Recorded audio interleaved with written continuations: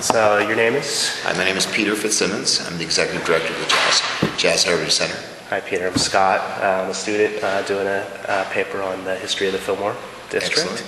My interest started with the Fillmore Theater. Mm-hmm. My interest was rock and roll music, but then as looking in that history, I've noticed it led me to a broader history of the neighborhood in general.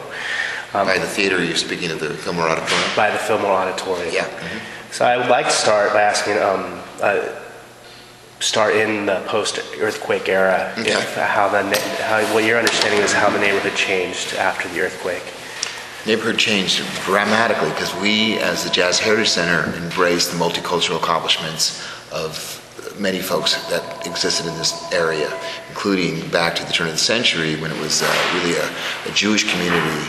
And that was a kind of a post-earthquake, San Francisco earthquake in 1906. This is when a lot of the Jewish merchants came to this boulevard because it was one of the only ones standing in the city where it was kind of, safe. And they moved in and they started their commerce. Merchants came through here, Jewish delis, synagogues. It was highly populated by a Jewish community. So we call that our history of the Jews at the Fillmore. History of the Jews in the Fillmore. Yeah, we did that as a major exhibit in what we now call the Correct Heritage Lobby, as well as in this room, the Lush Life Gallery. So that's just there's a wealth of information about what they did and what they accomplished. And one of the first major violinists lived in the area, Mahuti, and others, and Langendorf bread. I mean, there's lots of huge commerce going on. And then you segue a little bit past that period, maybe in the 30s, 40s, a lot of Japanese Americans settled in this area. And they have a whole accomplishment history. And then, of course, the internment story surfaced during World War II, and that was kind of a blight against the neighborhood and what happened with that. And then at the same time, World War II brought in the influx of a lot of the African Americans from the South coming in to do the work on the war effort and work in the naval shipyard. And so along with that came some music, some jazz, some blues, and somehow this particular area was open to them, perhaps because some of the Japanese were being forced out. There were some homes available, whatever. But then this became like a destination spot for families, African-American families. And along with that came African-American businesses. So the true history of the Fillmore Boulevard, Fillmore Street, between, let's say, Post and all the way down to McAllister, were thriving African-American owned businesses and influx, an amazing amount of jazz clubs and after-hours clubs that go back to the Bob City days, the Blue Mirror, the Club Alabama, Club Cafe Society. There were just all these colorful names of jazz joints up and down the street. And as the Jazz Heritage Center, this is also what we embrace in terms of the history.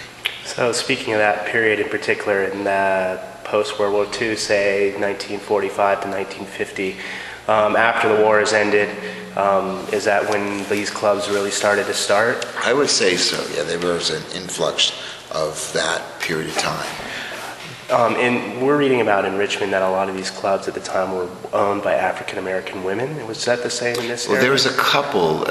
Leola King comes to mind. She owned the Blue Mirror, and she was a very successful businesswoman, real estate developer, and was well on her way to a whole grand lifestyle until we had what was known as redevelopment, the redevelopment era, and right. Urban renewal, which kind of translated into Negro removal.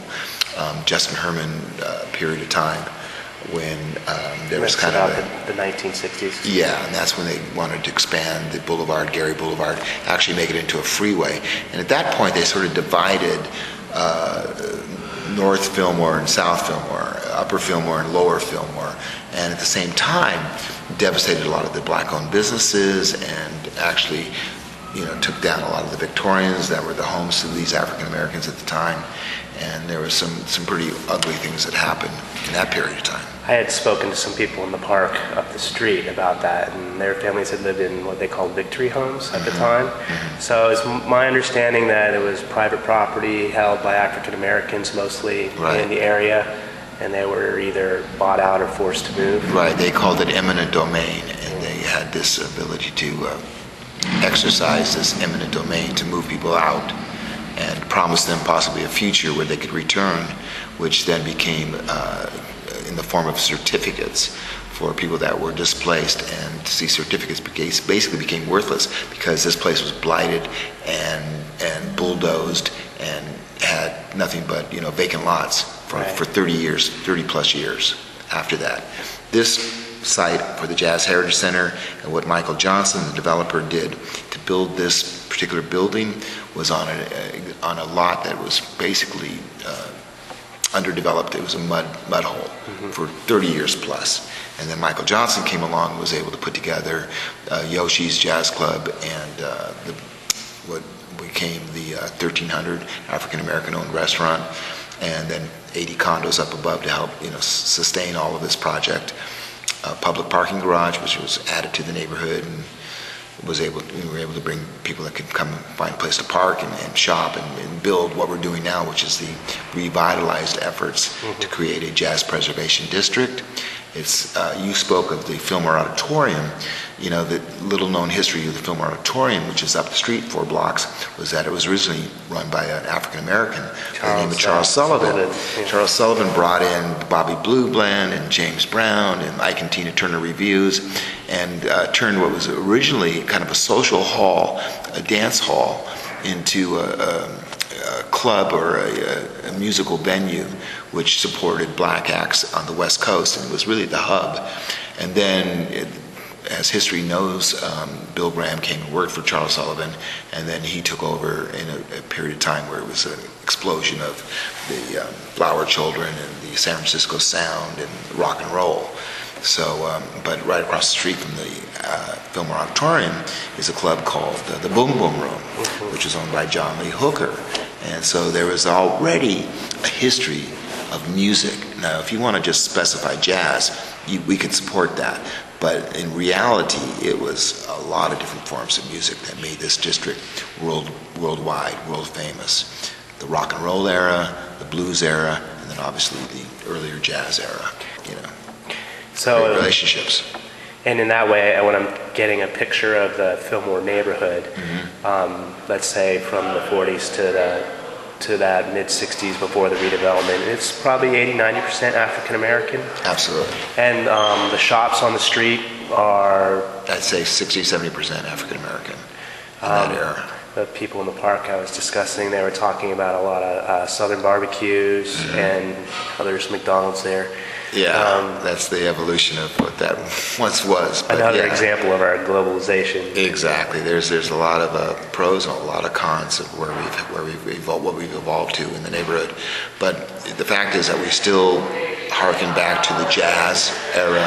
And that's one of our challenges as we try to put back together a semblance of honoring the heritage of the neighborhood and making it inviting for other African Americans to perhaps come back to the district, as well as reaching out to the larger global community to say that this is a destination spot because we represent a great history of music, and particularly in our efforts of jazz and recognition of jazz legends, that many of them who came through this area, Duke Ellington, Billie Holiday, Miles Davis, Louis Armstrong, they all came through the Fillmore and played after hours.